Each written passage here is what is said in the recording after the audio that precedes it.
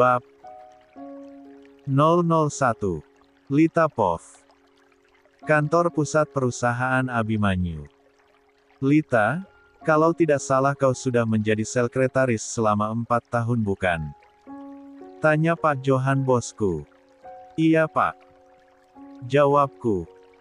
Pekerjaan kamu tidak pernah mengecewakan, aku rasa kamu sudah menghafal semua bisnis yang ada di sini, puji Pak Johan. Aku hanya tersenyum mendengar pujian dari bosku itu. Anakku baru lulus S2 di luar negeri, aku memintanya pulang ke Indonesia untuk mulai belajar mengelola Abimanyu Group, ucapnya. Aku menyimak dengan serius perkataan bosku itu, meraba-raba apa yang sebenarnya yang akan beliau katakan. Aku harap kau membimbingnya agar dapat menjadi penerus Abimanyu Group yang bertanggung jawab, agar aku bisa tenang menyerahkan perusahaan ini kepadanya, lirih Pak Johan. Anak kami sangat manja, dia memang pintar, tapi kurang bertanggung jawab, kerjanya hanya main-main saja, cerocos Bu Hanum istri Pak Johan. Aku akan memberimu 5% saham Abimanyu Group jika kau berhasil membuat anakku menjadi pemimpin perusahaan yang kompeten, ucap Pak Johan. Aku membolakan mata, 5% saham Abimanyu Group bukanlah nominal yang sedikit, dividen yang akan aku terima pasti sangat besar, sepertinya aku tidak perlu lagi susah payah bekerja untuk hidup berkecukupan hanya dengan bermodalkan dividen dari saham 5% Abimanyu Group itu. Pilihannya hanya 2, kau terima tawaranku, atau aku akan memecatmu dan memastikan kau tidak bisa bekerja di perusahaan manapun, ancam Pak Johan. Aku tidak punya pilihan kan bos. Aku menghela nafas panjang. Tentu saja, kau harus menerimanya, kekeh Bu Hanum. Tok tok. Pintu ruangan Pak Johan diketuk, lalu Reza sang asisten pribadi Pak Johan masuk bersama seorang laki-laki muda. Nah itu orangnya, kenalin ini Bagas anak saya, ucap Pak Johan. Jantungku seakan berhenti berdetak dan darahku berhenti mengalir. Dia, aku tergagap, masih sangat terkejut melihat Bagas di hadapanku. Hei, bukankah kamu? Bagas tidak kalah terkejutnya denganku. Walaupun 6 tahun telah berlalu, aku tidak akan melupakan wajah laki-laki yang dulu aku paksa untuk menodai kesucianku. Flashback on. 2. 6 tahun yang lalu. Hatiku bagai diremas oleh sebuah tangan tidak terlihat, air mata sudah menenganak sungai saat aku menyaksikan dengan mata kepalaku sendiri tunanganku sedang bergelut panas dengan sahabat karibku. Tadinya aku ingin memberikan kejutan ulang tahun untuk sahabat laknatku itu, dengan hati riang aku menenteng kado dan kue Black Forest. Aku mengetahui password apartemennya, 04 kali, dia memang mudah ditebak. Setelah masuk apartemennya, aku menyembunyikan sepatu yang aku pakai, dan bersembunyi di lemari pakaian yang berada di kamarnya.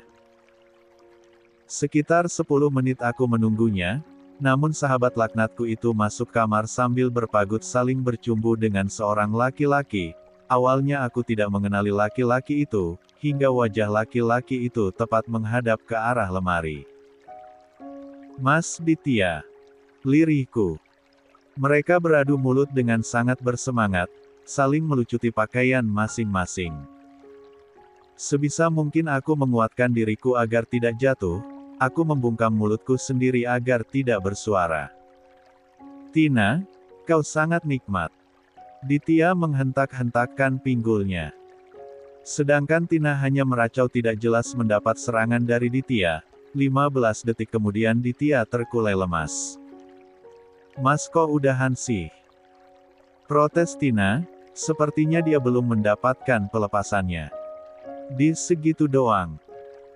Cibirku dalam hati. Tina mencumbu Ditya agar on kembali, cukup lama Tina dan Ditya bergelut panas di atas kasur, tapi saat penyatuan dilakukan beberapa detik kemudian Ditya terkulai lemas lagi. Aku bikinin susu sama telur ayam kampung, ucap Tina sambil menyambar kimononya.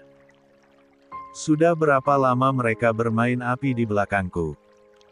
Aku mengepalkan tanganku sangat erat. Nih minum. Tina memberikan racikan minuman pada Ditya. Makasih, sayang. Ucap Ditya sambil mengelus rambut Tina. Mas, sampai kapan kita backstreet kayak gini? Mas cinta gak sih sama aku? Kok sampai sekarang masih jalan sama si Lita, rajuk Tina. Sabar sayang, 3 minggu lagi akan ada bulan purnama merah yang jatuh di tanggal 17 Jumat Kliwon, lalu semuanya akan berakhir, ucap Ditya. Apa maksudnya? Batinku. Apa itu tanggal Lita akan dipersembahkan? Apa setelah Mas dapetin darah keperawanannya dia akan mati? Tanya Tina. Iya sayang, udah berapa kali sih Mas harus jelasin? Tanya Ditya. Bener ya, setelah Mas dapetin darah keperawanan Lita, siluman piaraan kakek buyut Mas itu bakalan menghabisi si Lita, ucap Tina. Ditya mengangguk mantap. Keluarga Mas juga udah tahu kalau kamu adalah pacar Mas yang asli, kekeh Ditya. 3. Kenapa harus si Lita sih, Mas? Gitu-gitu juga dia temen aku, tanya Tina. Kamu kasihan. Kekeh Ditya. Dia udah gak ada orang tua, hidupnya ngenes dari kecil, lirih Tina. Demi kebahagiaan kita, sayang. Hanya Lita satu-satunya gadis yang lahir pada tanggal 17 Jumat Kliwon pas bulan purnama. Lagian selama ini keluarga aku mencukupi kehidupan Lita dan keluarganya, ucap Ditya. Mas udah on belum? Tanya Tina dengan kerlingan nakal. Udah, main di kamar mandi yuk. Ditya menarik tangan Tina dan bergegas ke kamar mandi. Aku mendengar suara meongan dan eranganem saling bersahutan di kamar mandi. Suara-suara itu bagaikan lagu dari neraka di telingaku. Buru-buru aku keluar dari lemari dan keluar dari apartemen Tina tanpa menimbulkan suara. Aku membuang kado dan kue Black Forest ke tempat sampah di luar apartemen. Jangan tanyakan bagaimana hatiku saat ini. Selain hancur gara-gara perselingkuhan tunangan dan sahabatku, hatiku harus lebih hancur lagi mengetahui aku akan dijadikan tumbal oleh tunanganku itu, berarti selama ini dia tidak pernah tulus mencintaiku. Aku berjongkok di pinggir jalan, menangis sekencang-kencangnya, aku tidak memperdulikan tatapan aneh orang-orang yang kebetulan lewat. Raditya Wijaksono, laki-laki tampan rupawan, berasal dari keluarga terpandang, pintar dan sangat sopan, di kotaku dialah laki-laki yang diimpikan menjadi menantu oleh semua ibu-ibu. 9 dari 10 gadis di kotaku memujanya, menurut kabar yang beredar, keluarganya masih berdarah ningrat, entah itu hoaks atau bukan. Yang pasti keluarganya adalah pengusaha sukses di bidang properti, bahkan sekarang merambah ke bisnis-bisnis lainnya. Keluarganya adalah orang paling kaya di kota kami. Saat usiaku 17 tahun, Ditya menyatakan perasaannya padaku. Hatiku sangat berbunga-bunga saat itu, bak ketiban durian runtuh, tanpa berpikir panjang aku menerima ungkapan cinta darinya. Sejak saat itu kami berpacaran. Aku pernah menanyakan mengapa dia menaruh hati padaku, bukannya sombong aku memang manis dan ayu, tapi wanita yang mengejar Ditya banyak yang jauh lebih cantik daripada aku. Aku berasal dari keluarga sederhana, selain kepintaran otakku, tidak ada lagi yang patut aku banggakan. Ditya bilang dia jatuh hati padaku karena kebaikan hatiku. Aku sederhana dan tidak neko-neko seperti gadis lainnya, bodohnya aku percaya saja pada rayuan gombalnya. 3 bulan pacaran, Ditya mengajakku bertemu dengan keluarganya. Saat itu aku sangat rendah diri, aku ketakutan dihina dan diejek oleh keluarganya. Status keluarga kami sangat jauh berbeda, Namun ketakutanku langsung sirna, semua anggota keluarga Ditya menyambutku dengan antusias, mereka sangat menyayangiku, terutama ibunya Ditya. Jika dipikir lagi sekarang, tentu saja mereka menyayangiku, aku adalah tumbal yang akan melanggengkan kekayaan dan kemakmuran mereka. Aku kira kesuksesan keluarga Wijaksana didapat dari jalan yang benar, dari hasil jerih payah dan tetesan keringat. Namun aku salah, mereka ternyata melakukan praktik keji untuk kesuksesan mereka. 4. Capek menangis, aku menyusuri jalan raya yang sudah sepi, sekarang sudah jam 11 malam, tidak banyak orang berseliweran di jalan raya. Duar, duar. Petir menyambar-nyambar di atas langit, lalu turun hujan sangat deras. Aku kembali menangis, seakan langit juga merasakan kesedihan yang dirasakan hatiku. Hujan hanya turun sekitar 10 menit, aku menggigil kedinginan karena dari atas hingga bawah aku basah kuyup. Aku melihat ada warung kopi di depan sana, aku berniat memesan kopi panas untuk menghangatkan badanku. Aku baru sadar, bagaimana caranya aku pulang. Sudah jam 11 malam lebih, tidak akan ada ojek ataupun angkot. Saat aku memesan segelas kopi panas, 3 orang preman menggodaku, bersiul-siul dan melontarkan kata-kata kurang pantas. "Neng, sendirian aja. Mau abang temenin?" tanya seorang preman sambil memamerkan tato ular di lengannya. "Gak bang, makasih," ucapku malas. Aku melihat 3 orang anak laki-laki berseragam SMA sedang bersenda gurau sambil menyeruput mie instan. Tuh bocah gak dicariin emaknya gitu ya? Cibirku dalam hati.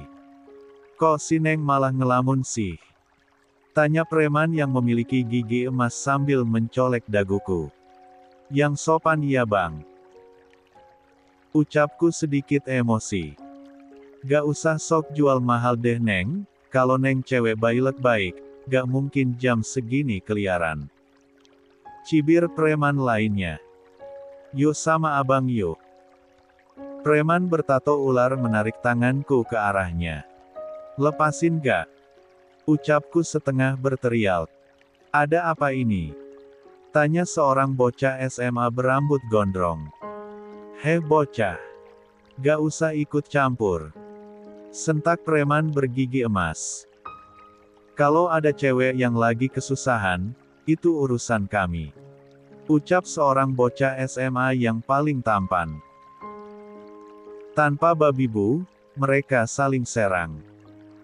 Aku sedikit khawatir dengan 3 bocah SMA itu, badan para preman sangat besar dan kekar kalau soal body mereka jelas kalah jauh.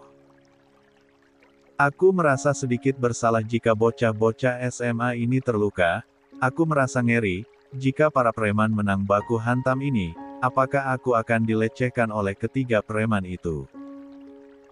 Memikirkannya saja sudah membuatku merinding. Tunggu. Dilecehkan. Sepertinya bukan ide buruk. Aku tidak keberatan jika disebut gila, tapi saat ini aku mengharapkan ada yang menodai kesucianku. Aku menggelengkan kepalaku, jangan preman juga kali. Tanpa aku duga, bocah-bocah SMA itu menang melawan para preman, sepertinya mereka belajar bela diri, tukang warung hanya berteriak-teriak saja dari tadi melihat warungnya hancur setengahnya. Baga apa-apa? Tanya seorang bocah SMA yang paling tampan. 5. Aku hanya menganggukkan kepalaku. Kalian udah ngancurin toko Mamang, gimana kalian mau tanggung jawab hah? Ucap pemilik warung penuh emosi. Temen saya tajir pak, mau diganti berapa? Ucap bocah SMA berkepala plontos, lalu dengan santai dia membawa dompet milik bocah SMA yang paling tampan tadi dan memberikan puluhan lembar uang pecahan 100 ribuan pada pemilik warung. Bocah macam apa dia punya duit cash sebanyak itu? Tanyaku dalam hati. Kalian pulang duluan aja, Gue nganter si mbaknya pulang dulu, ucap bocah paling tampan. Oke, ucap dua bocah SMA. Ayo mbak naik, saya antar sampai rumah. Aku hanya menurut saja saat bocah itu menuntunku naik ke atas jok motornya. Dia hanya bertanya alamat rumahku. Setelah aku memberikan sebuah alamat, dia memacu motornya dengan kecepatan sedang. Tidak ada obrolan di antara kami sepanjang perjalanan.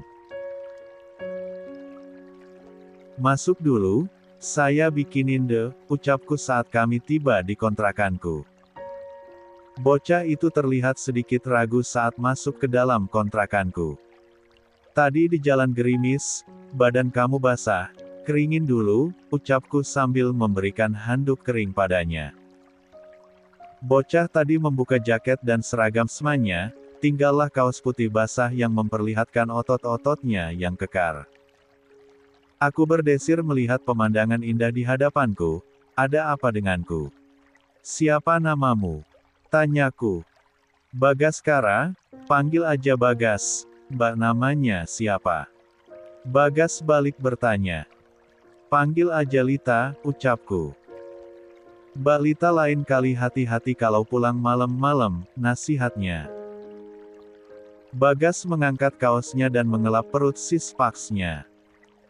Badanmu bagus, kata-kata itu begitu saja lolos dari bibirku. Tentu saja, aku suka berolahraga, selain basket dan sepak bola, aku ikut karate dan pencak silat, sombongnya. Dengan percaya dirinya dia memperlihatkan otot-otot bisepnya yang kekar. Entah setan dari mana, aku mendorong tubuh Bagas hingga menubruk dinding, lalu mencium bibirnya. Bagas sangat kaget mendapat ciuman dariku, tubuhnya menegang saat tanganku menjelajahi otot perutnya. Aku menelusupkan lidahku saat Bagas membuka mulutnya, tidak ada perlawanan dari Bagas, dia hanya diam, mungkin dia masih shock mendapatkan serangan tiba-tiba dariku. Saat aku melepaskan ciumanku karena kehabisan nafas, kesadaran Bagas nampaknya sudah kembali. "Ba apa-apaan?" ucapnya sedikit emosi. "Denger ya Bagas, kalau kamu gak kasih apa yang Mbak mau, Mbak bakalan teriak, terus bilang kamu mau." 6. Melecehkan Mbak. Ancamku. Kontrakanku memang terletak berdempetan dengan kontrakan lain. Jika aku berteriak, otomatis orang-orang akan mudah berkumpul mendatangi kontrakanku. Bagas diam mematung mendengar ancamanku. Tidak membuang waktu, aku menarik tubuhnya hingga terjatuh di atas kasur. Aku melakukan apa Yaktina lakukan pada Ditya, ada untungnya juga aku melihat pergulatan mereka tadi. Sepertinya Bagas sudah diliputi oleh semangat, karena sejak tadi aku memang menjelajahi tubuh indahnya menggunakan tangan nakalku. Aku sendiri merasa sangat malu, negapa aku bisa seliar ini. Tapi misiku malam ini adalah melepas keperawananku, apapun akan aku lakukan untuk menodai kesucian. Bagas mulai membalas semua sentuhan dan cumbuan dariku, hingga akhirnya, saat penyawan dilakukan, aku memegang erat spray untuk menyalurkan rasa sakit yang aku rasakan. Sebisa mungkin aku menahannya, ini adalah keinginanku, aku menahan rasa sakit saat Bagas dengan semangat menggempurku. Lama-kelamaan rasa sakit yang aku rasakan berubah menjadi rasa nikmat yang tiada tara. Aku dan Bagas saling berlomba mencapai dan menuntaskan gairah kami. Malam panjang ini dihiasi oleh erangan dan meongan yang saling bersahutan dari mulut kami. Saat terbangun keesokan harinya, aku dan Bagas kompak menjerit saat sadar kami terbangun tanpa sehelai benang pun. Aku menutup mulut Bagas saat kesadaranku terkumpul. "Diamlah!" bentakku. Bagas langsung menutup mulutnya. "Kita bicara setelah mandi dan makan," ucapku. Aku menggulung tubuhku dengan selimut, sedangkan Bagas memakai celana boxer dan kaos putihnya. Aku dan Bagas terdiam saat melihat noda darah di spray. Aku menghela nafas panjang, kesucianku telah ternodai, batinku. Mbak, Bagas udah gak perjaka. Hua. Bagas menangis seperti anak kecil. Aku kembali ke atas ranjang untuk menenangkannya. Semua bakalan baik-baik aja, aku menepuk-nepuk lembut punggung Bagas. Tapi Mbak, kita udah. Hua. Bagas kembali menangis.